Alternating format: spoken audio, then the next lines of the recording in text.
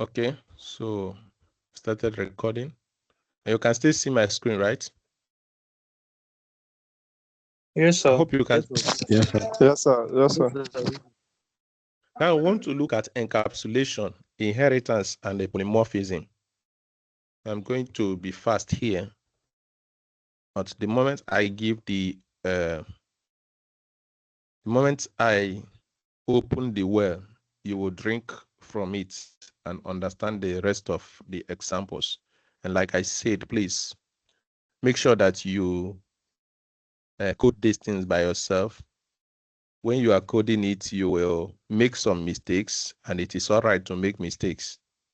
And then when you are coding it, you can try to change some things to see if to see whether it must be coded that way or whether you can code it in a different way.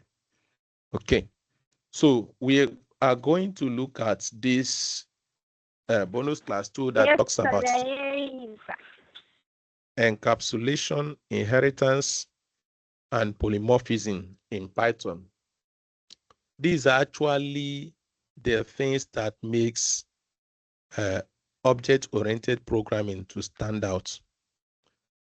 Okay, so excuse me. By the end of this lesson, we should be able to understand and apply the concepts of encapsulation, inheritance, and the polymorphism in our program. Number 2, to be able to protect data using access modifiers. And the access modifiers that you can find in Python include the public, protected, and the private. Okay. Then you talk about creating subclasses that inherit attributes and methods from parent classes. Okay, that's inheritance. And then talk about override and extend parent class method in child classes. This actually kind of polymorphism. Then we now demonstrate polymorphism through method overriding and the common interfaces. So by way of recap, we can say that object-oriented programming is a programming paradigm that allows you to bundle data and behavior together. So if you look at this, you see the data here. And okay, this may not be a very good one. And then the behavior talks about the method. So inside of that, inside of the class, there is the data and there is the behavior. That's why it says to bundle data and behavior together, reuse and extend existing code efficiently, and build modular, scalable, and maintainable programs. So in bonus class 1, we learned about classes, objects, attributes, methods, and constructors. So now we'll explore the 3 powerful pillars that make OOP very special. And these are the encapsulation, inheritance, and polymorphism. Now, when we talk about the word encapsulation, we are actually talking about data hiding. Okay. You know your capsule, drugs that are in capsule form. So you see the kind of what is it on the outer shell, while the powder drug is inside. So that outer stuff is used to hide what is in the inside. Okay, so encapsulation means restricting direct access to some parts of an object. There are parts of an object that you don't need to see. There are parts of an object that you don't need to see easily. This concept helps to protect the internal state of an object and allows modification only through controlled interfaces. So you can only access it using methods, controlled interfaces. Okay, Python doesn't enforce strict access modifiers like we have in Java or C++, but it uses naming conventions to indicate access level. So in some other programming language, when you want to declare a public stuff, you type public function this, public that. but you don't do it in Python. Rather, you use a naming convention. So in the work that we've been doing, we are been actually using some of them in one way or the other.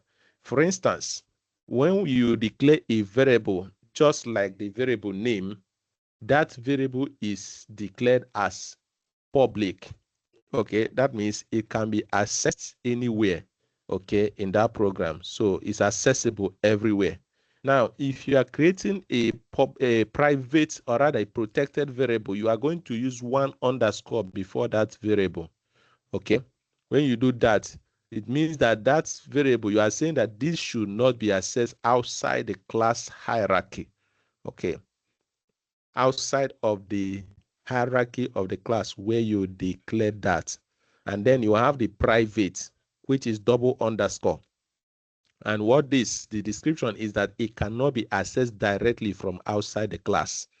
So that is access, and this is encapsulation. So when we look at example codes, so you already know that this is actually a constructor, and then this code is actually working the way it is working because there is no access, there is no access restriction. There is no access restriction. That is why it is working the way it is working.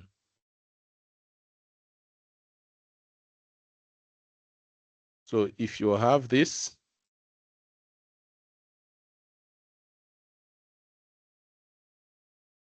okay, so if you run this program,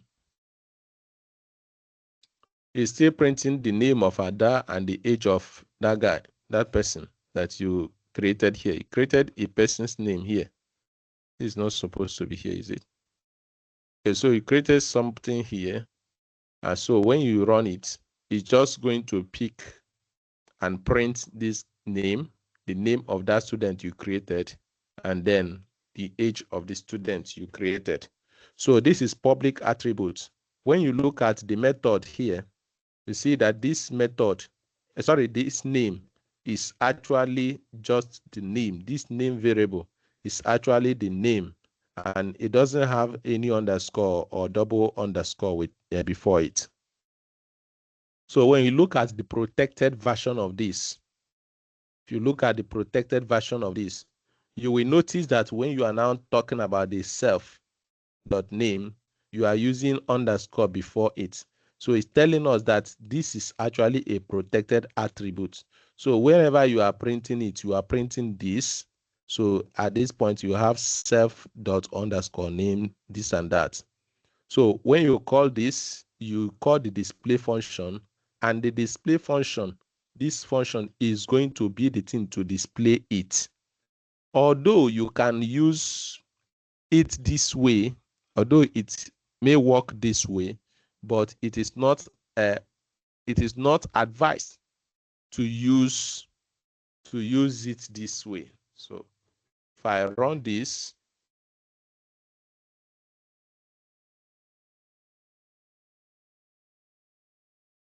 sorry, let me, okay, so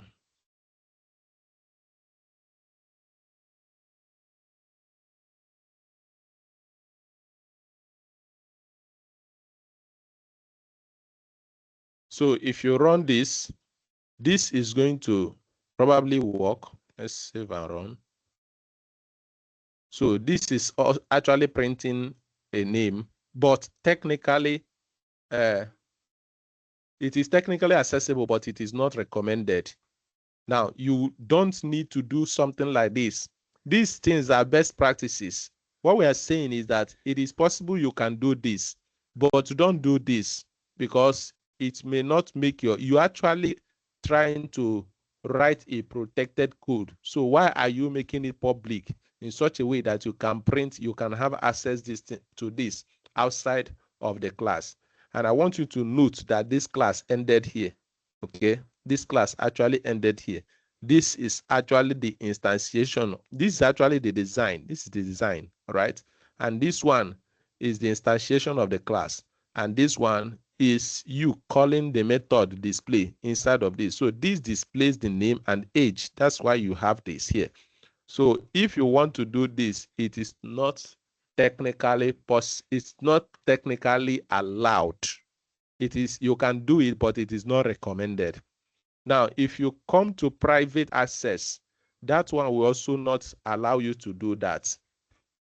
This particular one now will not allow you to even try it. So if I copy this and I paste it, so I kind of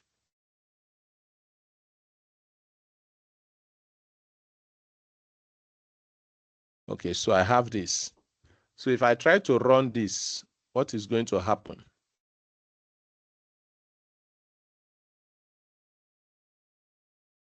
Sorry, it is printing the same thing. It's not what I copied that is there. Okay. So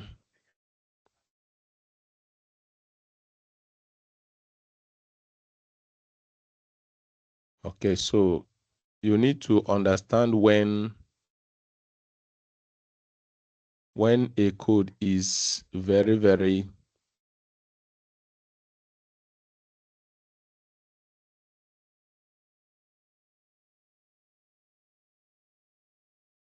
okay, I have this.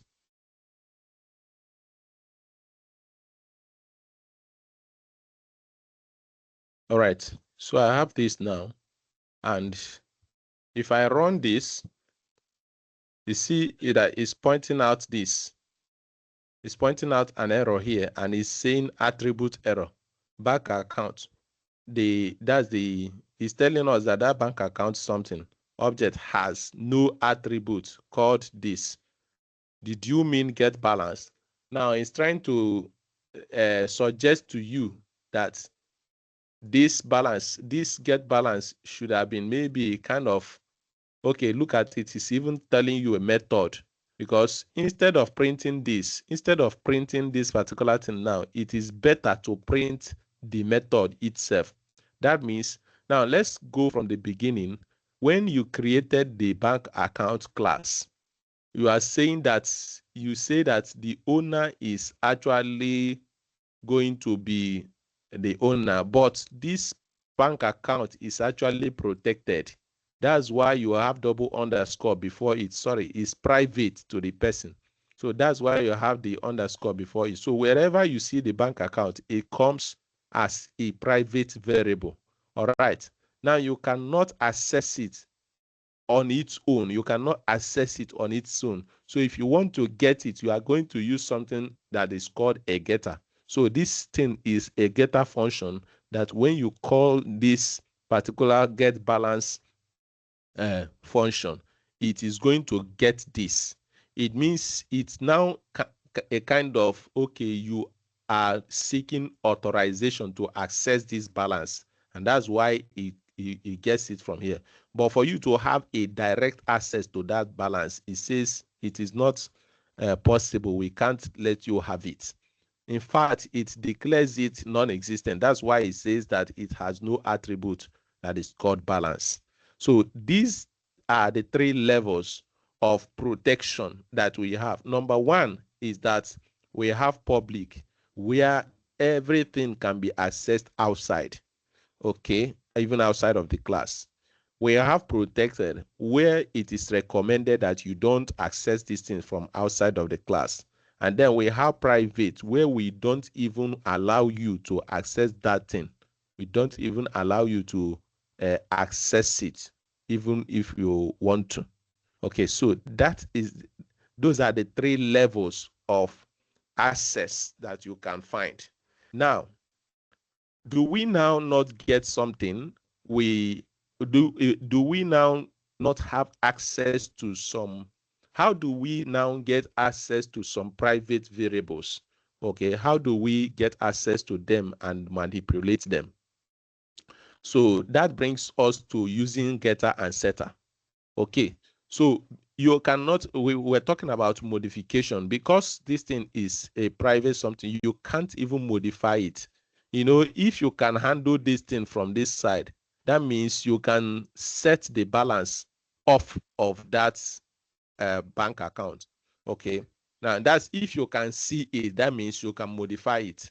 Now, because we want to keep it private, we need two methods that we can use to work on them. Number one is getter, and the number two is a setter. All right. So let's look at these codes now. So let's study this code that is here. Okay, using getter and setter. So we created a class called person, and they created a constructor that initializes the variables. And then the variables that are there are actually private variables. And this private variable, number one is name, and the other one is age. Okay. So how do we get this? How do we get this? So in trying to get that private variable, we are now using the get age. Okay. And we say when we call the get age function, it is going to return that self.private variable for us. So if we can see it this way, that means we can as well edit it. Then we go further to use set age. We can use set age to set it. Okay. So let me copy this so that we can run a test on it. You copy this. Okay, so we have this. This is the constructor, and these are the attributes. So this is the getter variable, and this getter returns the private variable called age. And this one is the setter, and this is the one that we use to modify whatever that is inside, that is in the inside of it. So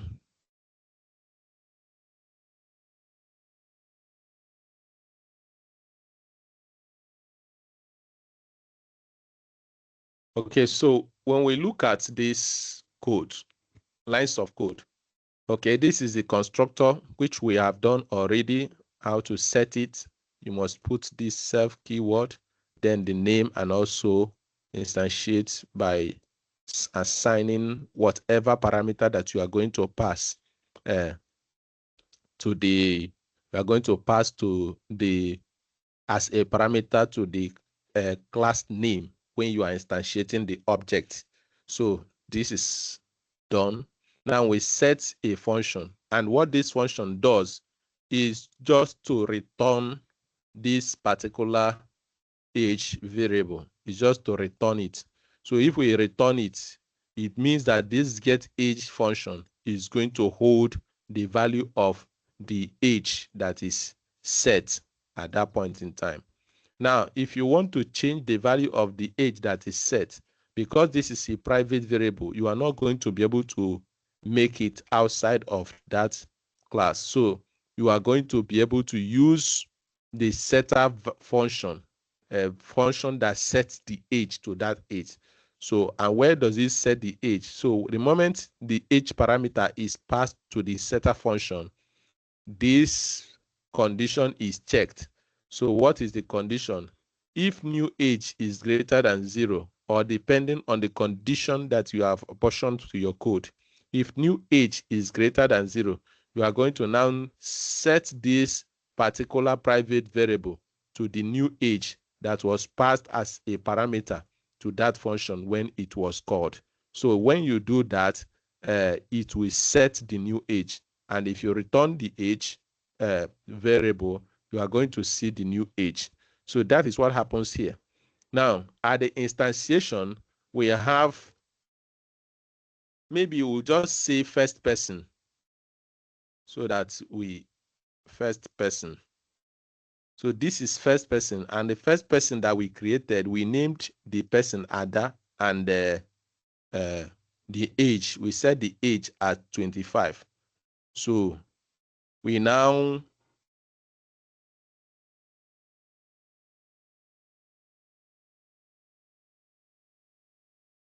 We now get the person, and let's just change this to first person. So I've changed all the instances of that P to first person. Okay. So at this point in time, what we did was to get the age. And when we get the age, what happens when we call the get age function? What happens? It gets the current age, and the age it is going to get at this point in time is this age that was actually used to create the first person. Okay. So, and then that is what it will get at that point in time. And we pass it through to a print function. So this is going to print 25 for us.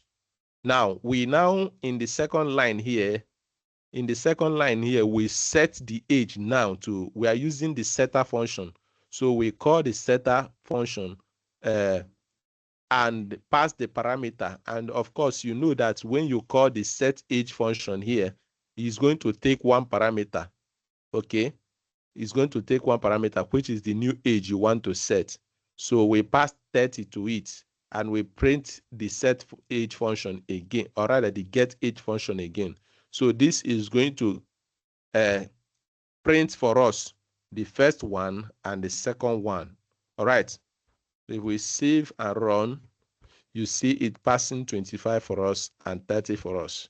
Now, these functions are called setters and getters. Now, my question is, must it be get age? Must it be set age this way? Okay. Must it be like that? So, but to me, I'm not sure that it has to be like that. So for us to check, I want to change the entire thing to get age. Okay. So, and this one, I want to change the entire thing to, how many instances do I have? I want to change all of them to set age. Okay. So I've changed the formation of the way I wrote the set age and the get age. So if I save it and run the program, it is still saying this thing. Now, if I change the name from set or whatever, will it still work? Those are the things. So the setter and the getter is actually a concept. It does not mean that your name, the name of that function has to bear that. But for understanding's sake, like I said before, when you are naming your variables, use descriptive names. Okay. So for understanding's sake, you use descriptive names to define your functions so that when you are looking at it, even without comment, you will be able to read the codes. Okay. So this is accessibility. This is actually accessibility. So we access private variables using getter and setter methods. Okay, so this brings us to the end of encapsulation. The much we can do it in this class now. Now, the next thing is talking about inheritance. Inheritance. Now, what does this mean? Inheritance allows one class, which is known as the child class, to acquire the properties and the methods of another class, which is called the parent class or the super class. So the child class is also called subclass. All right. So it promotes code reusability and it helps avoid duplication. So what this concept does is that if the child class inherits the parent class, then all the codes that you wrote in the parent class will not need to be written again because it is inheriting it. So from that now you know that there are some certain, in fact, there is code reusability. So you can reuse the code as they are without any changes if you want to. And then you still have the opportunity to make some changes. Because if your father did not do well, yes, you may not copy all the traits of your father, but you can still copy some good traits of your father. All right. And since we have mothers too, we can copy from father and we can copy from mother. And that is known as multiple inheritance. We're going to come to that. Right. So when we come to inheritance, we're talking about basic inheritance. Now, let's look at this code. Okay. We have a class animal, and we noted that animals do speak. Okay. Animals do speak. So because it is an action that is being performed by an animal, or rather by animals, we kind of define this as a method. Okay. So when you say speak, and it prints for us, animals can make sounds. Now we have an animal that is called a dog or dog, right? Now, for us to make this class of dogs to also inherit from animals, we call the superclass, which is the animal, and pass it as a parenthesis here, just like a parameter. So why the superclass does not have opening and closing parentheses, the subclasses do come with one, and inside of that parenthesis, inside of that is a parameter that bears the name of the superclass. All right. So as this is it, so you just know how to declare this, how to declare a class too. So when you have seen this, you will now at this point in time you will declare we kind of created the dog, and this dog has all the traits of this dog, okay, plus the traits because it is an animal. So how do we prove that it is an animal? We command this dog to perform the functions of a dog. All right, to perform this function. No, this is actually a function, the back. We call it to perform the function of a dog, and we also call it to perform the function of an animal. So if it's able to perform this function, that means the dog is also inheriting from this animal class. So we highlight the entire code and we put it here and we paste it. So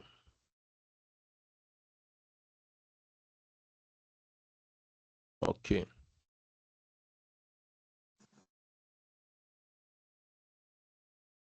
Sorry.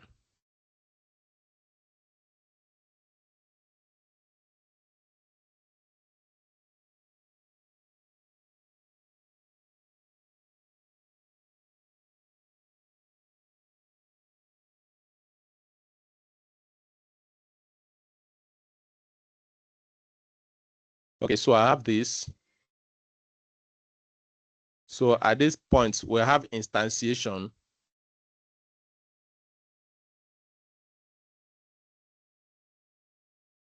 Instantiation of that.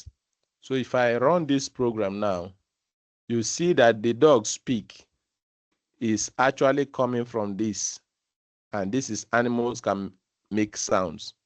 And then the dog bark, we call the dog to bark. And the dog said woof, woof, woof, woof. Okay, so that is it. So from here, we now see that this dog is a subclass of this animal. Okay, so this is it. This is one. Then number two is inheriting the constructor. Now, we've been talking about constructor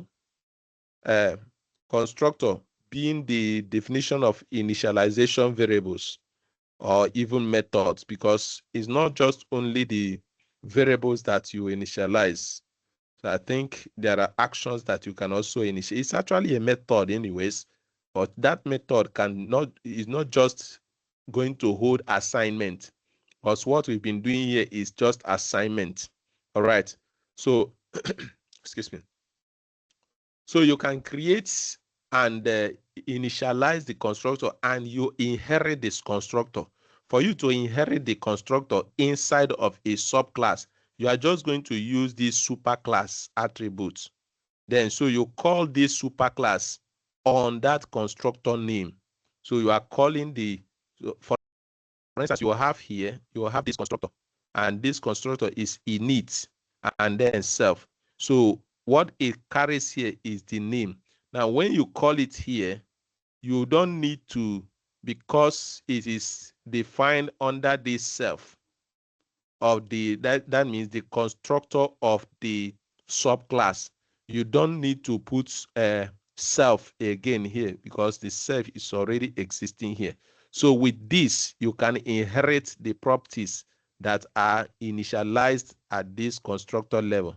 So if you look at this, this is initializing, this is actually inheriting this name, and so on and so forth. Okay.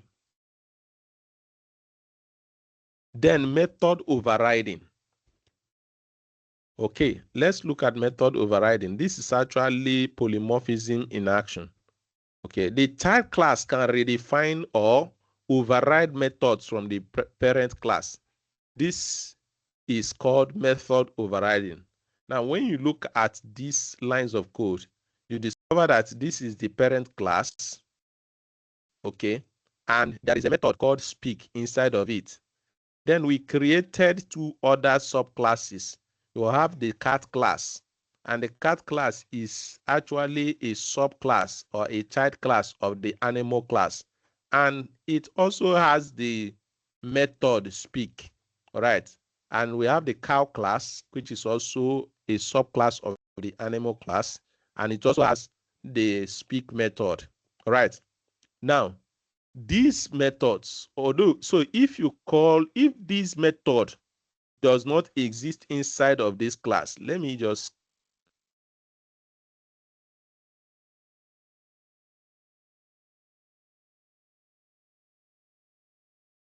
okay, let's just look at this.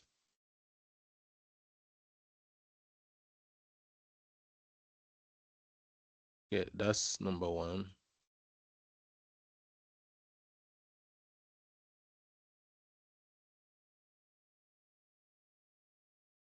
Okay.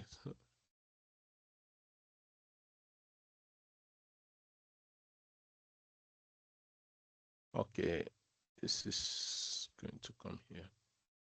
Okay, so I don't want us to look at this, but if you look at this, this is a multiple instantiation. All right. You are instantiating this. This is actually a list of classes. All right. This is actually a list of classes. So we now say for each animal in the animal classes, let that animal speak. Okay. Let that animal speak. So if you run this program, let's see what is going to happen. Okay, so the first animal now is the cat. So the cat did meow, cow mooed, and the animal say generic sound. Okay, so but this is it. Now the point I'm trying to make here is that there is the same interface. Let me just comment this out. So when you create a cat class, when you instantiate a cat class, okay, and you instantiate a cow class. When you instantiate a cat class and a cow class, if you want these animals to speak, you are just going to just call cat.speak, right? And the other one is cow.speak. Okay, so when you look at this, you just see two objects accessing the same interface called speak, all right? But their output is actually a different thing. Okay, so if I run this, I have now this one, this one. Now, what happens is that we have the same interface performing different actions. And then this action that they are performing is actually countering the action of the superclass. Now, see, because this method exists inside of the subclass, when this class is called upon, it quickly executes the method inside of its own class before looking outside. You know that current flows through the path of least resistance. That is exactly what is happening here. Now, for instance, if there's nothing inside here, let me just comment this out. Like I said, you notice that since there's nothing inside of this cat class, you are now seeing error here, meaning that something has to come in. So for me to bypass that error, I'll just type pass. All right. Now, at this point in time, if I run this class, this program again is going to go and use this particular speak method because this is actually a subclass of this superclass. So if I run this, the cat now is now, since you have taken away its own specific voice, is now using the voice of the mother or the father to speak. So you now see is having this. So the point, okay, that is it. So this is what is known as method overriding. Method overriding. We are assessing different actions through the same interface, and that same interface is the speak. That's the method that it is using to access that. Okay, so that's what happens here. Now, polymorphism simply means we've just done inheritance. Okay, now, but this thing is coming in parts. So we are now coming to polymorphism, and the word poly means many. Okay, morphism means changing forms. Okay, so this, we have many forms. That's what it means. Okay, so polymorphism means many forms. It allows the same interface, that's method name. It allows the same interface, that is method name, like I was saying, speak, to perform different actions depending on the object that calls it. So depending on the object. So from the example we have here, we have the same interface, but what comes, or rather what is outputted to the user to see, or what is done, is dependent on the particular object that called it. Okay. So before we proceed, polymorphism, there are built-in polymorphisms. Okay. Now, for example, you have used it. We stated that we can test the length of a string. Okay. When I was doing the password function or something like that, in maybe in day 2 or day 3. Okay, we use the length function. So we can use the length function on a string object, and we can also use it on a list object. Okay, and they work based on whatever that is passed to it. Okay, now we have polymorphism with methods too. Now we have this class of bird, this class bird, that talks about fly, and a prince, most birds can fly. Then we now talk about class penguin, and this penguin is actually a bird. It's actually a bird, but this penguin cannot fly. All right. So we have these two methods inside of them. We have these two methods. This method is inside of this. So if we call the penguin method, if we call penguin.fly, or it creates a class of penguin and tell it to fly, it will tell you penguins cannot fly. But if we remove this, what is going to happen is that it's going to take on this. It's going to override this. Sorry, it's going to take on the parent method, and then try to display it. And so this is just trying to place the bird and the penguin in a list, and then iterate over them using the in method. Sorry, using the for loop. Excuse me. using the for loop.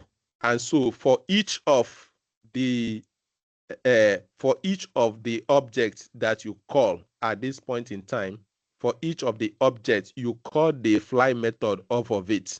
And then it's going to, so if the first object is actually a bird, it will call the fly method off of the bird. And when you call this fly method, it's going to print most birds can fly. And then if you call the penguin, it's going to call the fly method of the penguin class, and then it's going to print penguins cannot fly. This is what this happens here. So we have polymorphism in function parameters. This one is polymorphism in methods. Now we have polymorphism in function parameters. Now let's look at this, and we'll just do multiple inheritance and call it a day. Okay, so we have a class circle, and we have a class square. And when you look at this, you discover that these two classes are actually parent classes on their own. None of them is subclassing another, right? So when you look at it, you just notice that none of them is subclassing another, but both of them have the area method. That's method for calculating the area. Okay, so for the area of a circle, the method that will be returned is what? Pi r square, and this is r. So r times r is r square, right? Now the area of a square is length times width. Okay, so this returns this. So you know you can do this in such a way that the user enters the input there. Okay, and then it will display the area for the person. Now you can now use display, that's the function. You say polymorphism in function parameters. You can now create a function called display area, and this display takes on the shape as parameter and then prints the area of that shape it takes. So the moment it takes that shape, it will now call the area of that shape. Okay. So, but what are the shapes that are available that can be placed there when you call this function? So before you call this function, you need to instantiate the shapes. Okay, you need to instantiate. So for the circle, for instantiating this class, the object of this class, you say circle is equal to the circle class, and this one is equal to the circle square object. So when you now call this display and you pass circle, what it's going to do is that it's going to pass that circle here, and it's actually calling the method of the circle class. Okay, and if you do the same thing for the square, it's going to pass this to the method of the square class. The method, which is the area of the square class. Okay, so this is what happens here. So let's try to experiment with this. So you have this, and you return another class, and you return. This one is the display, so it's going to print this. And then this is class instantiation. This place is class instantiation. We instantiate the circle object, and we instantiate the square object. So at this point in time, we call the function. Okay, when we call the function, we pass in this one. And the moment we pass in this one, it's going to go to the function and replace this to this. So what you are doing when you are calling the function, what you are doing when you are calling this function is actually that you are doing circle dot area. This is what is happening. And this one is like you are doing square dot area. Okay, so this is now going to return this. So if we run this program, so I didn't save it. So if we run this program, we're going to get this, and we're going to get this. So on your own, you will do this, work on this in such a way that this receives input from user, okay?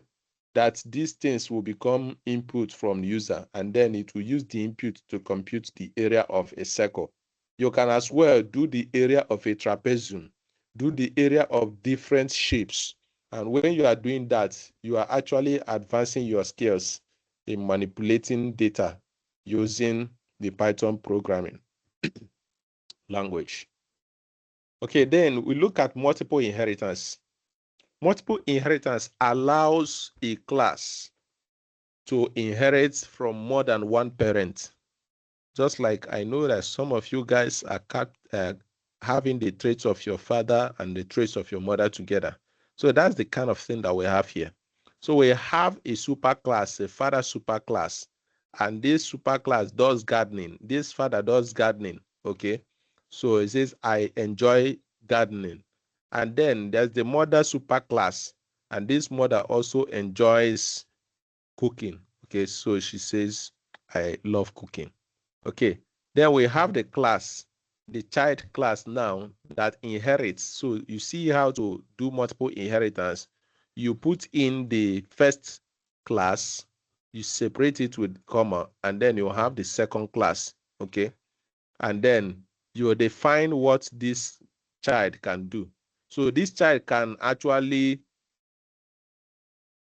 do sports on his own.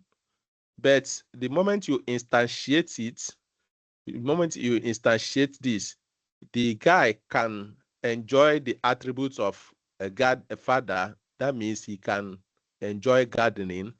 And if you call cooking, he will also tell you, I enjoy cooking, I love cooking. And some will even tell you, I love eating.